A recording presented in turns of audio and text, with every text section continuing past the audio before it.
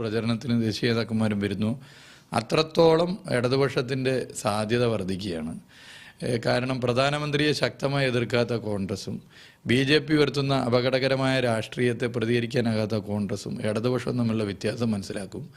പിന്നെ പ്രധാനമന്ത്രി വരുന്നതിനനുസരിച്ച് BJP വിരുദ്ധത കേരളത്തിൽ ശക്തിപ്പെടും. കേരളത്തിൽ അല്ലെങ്കിൽ തന്നെ BJP മൈൻഡാണ്. തള്ളലിന് ഒരു ലിമിറ്റ് വേണം. നരേന്ദ്രമോദി വരും തോറും BJP വളരെയുണ്ട് കേരളത്തിൽ.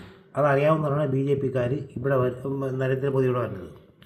അല്ലാതെ നരേന്ദ്രമോദി എത്ര വന്നാലും ഇവിടുത്തെ ഇടതുപക്ഷത്തിനെ കൊണ്ട് ഏതാണ്ടൊക്കെ പൊറുതി വിട്ടിരിക്കുകയാണ് ജനം. കാരണം നമ്മളൊക്കെ നാട്ടിൽ ഇറങ്ങി നടക്കുന്നതിന് എല്ലാവരോടും ചോദിക്കും എങ്ങനെയുണ്ട് ഇടതുപക്ഷം, ഇപ്പോഴത്തെ ഭരണം കണ്ടത് പച്ച ചീത്ത വിളിക്കും.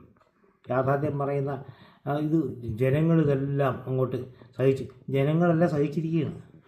നിങ്ങളുടെ നവകേരളവും അതുപോലെ